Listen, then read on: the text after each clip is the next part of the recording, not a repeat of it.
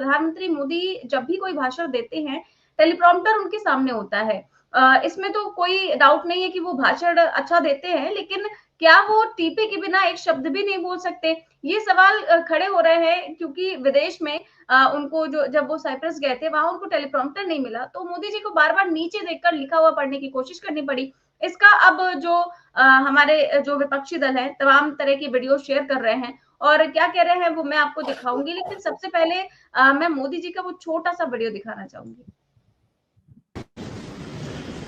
The Grand Cross of the Order of Marcarius 3 सम्मान के लिए मैं आपका, साइप्रस सरकार का और साइप्रस के लोगों का ऐसे हार्दिक अभिनंदन करता हूं, आभार व्यक्त करता हूं। यह सम्मान केवल मेरा, नरेंद्र मोदी का सम्मान है। तो सर है तो बहुत लंबा वीडियो, लेकिन इतने में ही देख लिया होगा कि कैसे प्रधानमंत्री मोदी जी जब कल साइप्रस में थे और साइप्रस में एक हाईएस्ट ऑनर मोदी जी को दिया गया और जब उन्हें इस ऑनर से सम्मानित किया गया तो उन्होंने एक छोटी सी स्पीच दी और स्पीच ऐसा लग रहा था कि वो कोई पर्ची लिखी हुई है नीचे और उस पर्ची में बार बार नीचे देख करके झुक झुक कर पढ़ते हुए दिखाई दे रहे हैं। तो लोगों ने मोदी जी के तरीके इस तरीके को लेकर के ट्रोल करना शुरू कर दिया। पहली बात तो सर ये है कि कोई जरूरी नहीं है कि विदेश में भारत का कोई नेता अंग्रेजी ही बोले, क्योंकि इस देश की बहुत बड़ी आबादी है जो अंग्रेजी नहीं बोलती है, अंग्रेजी नहीं जानती, हर कोई अंग्रेजी मीडियम में नहीं पढ़ा होता इस देश में। तो अंग्रेजी ना आना तो कोई बड़ी बात नहीं है, लेकिन क्या हिंदी में तो मोदी जी की पूरी पकड़ है। उसमें आपने भाषण देते हुए उनको पहले बिना टीपी के भी देखा है और संसद में तो आप देखते हैं वो धारा प्रवाह बोलते हैं, वहां तो टीपी भी नहीं होती। तो फिर क्या विदेश में क्या जरूरत थी उनको ऐसे बार बार देख कर पढ़ने की? नहीं, असल में समस्या उनके भाषण में नहीं थी निधि।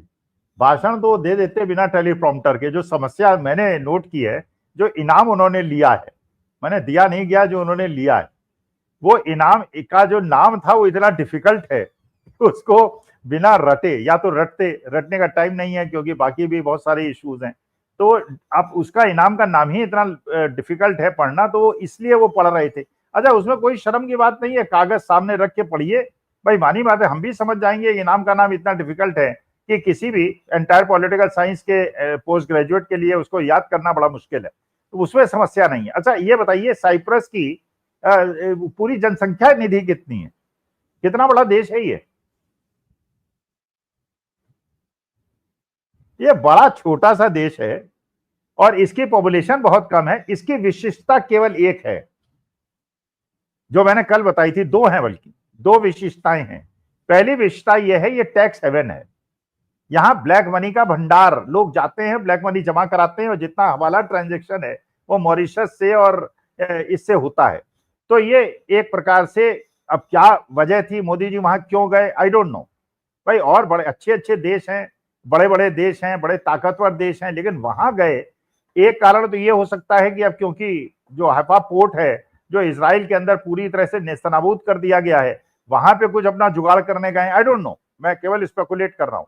अच्छा, दूसरा यह है कि जो अडानी साहब के, गौतम अडानी साहब के बड़े भाई विनोद अडानी हैं, वो इसी देश के नागरिक हैं, इसी देश के सिटीजन हैं, तो वहां उनसे मिलने गए थे। I don't have any information, हो सकता है मिलने गए हों, हो सकता है ना मिलने गए हों, लेकिन वहां जाके और सम्मान लेना, भाई सम्मान आपको मिलता है, भाई सम्मान लीजिए, बड़े बड़े देशों से लीजिए, चलिए इनसे भी ले लीजिए, कोई परेशानी नहीं, लेकिन वो नाम इतना ज्यादा डिफिकल्ट था कि बिना उसको देखे बोलना बड़ा मुश्किल था, इसलिए नीचे उन्होंने जो पर्ची में लिखा था।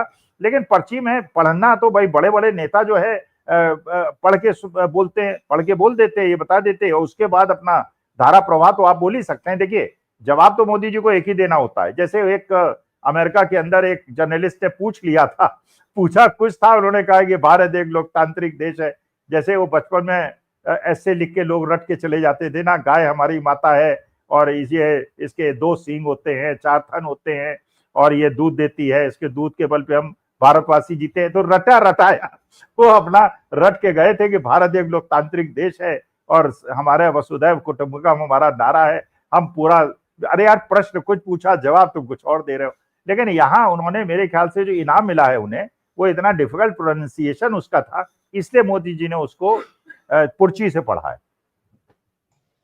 बिल्कुल सर, इससे कम से कम वो विदेश में तो फजीयत से बच गया, भले ही यहाँ के लोग कह रहे हों कि भाई नीचे देखकर क्यों पढ़ा, लेकिन अगर सामने गलत पढ़ देते तो क्या हाल होता, ये हम समझ सकते हैं। इसको यही लेकर समस्या थी, यही बिल्कुल सर, समस्या। इसको लेकर के जो विंग कमांडर अनुमा आचार्य जी हैं, उन्होंने लिखा हुआ है कि भारत के पाकिस्तान हितैषी विदेश मंत्री ने एक बार फिर साइप्रस के सम्मान के लिए लॉबिंग की और वहां का सम्मान दिला भी दिया।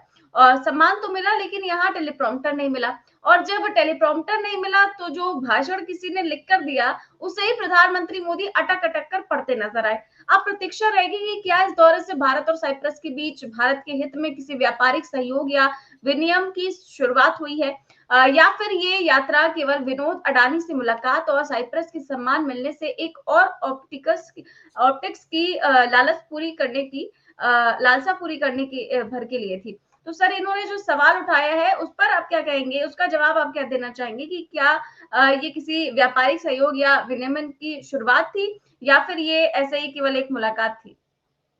देखिए, जो भक्त लोग हैं उनके हिसाब से भारतवर्ष का मतलब ही गौतम अडानी है। मतलब यह वो लोग नहीं कहते हैं कि जैसे डीके बरुआ साहब कहते थे India is Indira, Indira India. अब लोग ये नहीं कहते हैं कि मोदी इज इंडिया और इंडिया इज मोदी, वो कहते हैं Adani is India, India is Adani. तो अडानी को बचाने के लिए, और ये हमारे भक्त लोग बड़े खुश होते हैं कि देखिए अडानी जी नंबर 2 के पूंजीपति बन गए विश्व के, और बाकी लोग चाहे 5 किलो अनाज पे 80% जनसंख्या हमारी रहती हो, मिडिल क्लास जो है लोन ले लेके अपने घर के खर्चे चला रहा हो, लेकिन अडानी जी की प्रगति से और सारे पब्लिक सेक्टर अडानी जी को सौंप देने के बावजूद हमारे भक्त बड़े खुश रहते हैं। अब ये अडानी पोर्ट, फिर वहां हाइफा पोर्ट का, तो अडानी जी जो फंस गए हैं तो क्या करेंगे, मोदी जी 2-4 हजार करोड़ का एक बॉन्ड इशू करा देंगे, एलआईसी उसको खरीद लेगा, अडानी जी को पैसा मिल जाएगा, एलआईसी का पैसा लग जाएगा, कल डूबेगा तो हम आप जो है एलआईसी में जो पैसा लगाया उनका डूबेगा। अडानी जी का नुकसान नहीं होना चाहिए। अडानी जी के नुकसान को रोकने के लिए हमारे देश के माननीय प्रधानमंत्री मोदी जी किसी भी एक्सट्रीम तक जा सकते हैं। बिल्कुल सर, लेकिन एक सवाल और मैं आखिरी करना चाहूंगी इस विषय पर कि जिस वक्त मोदी जी विदेश गए हैं, ये एक ऐसा समय है जब इस देश में 270 लोगों की जान गई है। अब तक वो प्लेन हादसा क्यों हुआ, देश को इस बारे में कोई जानकारी नहीं मिली है। उड्डयन मंत्री प्रेस कॉन्फ्रेंस में आते हैं, लेकिन सवालों के जवाब दिए बिना ही उठकर चले जाते हैं। और तो और उन्हीं की डबल इंजन सरकार में, जो कि उत्तराखंड में है, करीब वहां पर 1 महीने में 5 हेलीकॉप्टर हादसे हो चुके हैं। और महाराष्ट्र में तो डबल इंजन सरकार में एक पुल गिर गया, वहां पर भी कितने लोगों की जान चली गई। तो कहीं पुल गिर रहा है, कहीं ट्रेन टकरा रही है, कहीं प्लेन हादसे हो रहे हैं। तो देश इस समय देश में बहुत ही ज्यादा अजीबोगरीब माहौल है।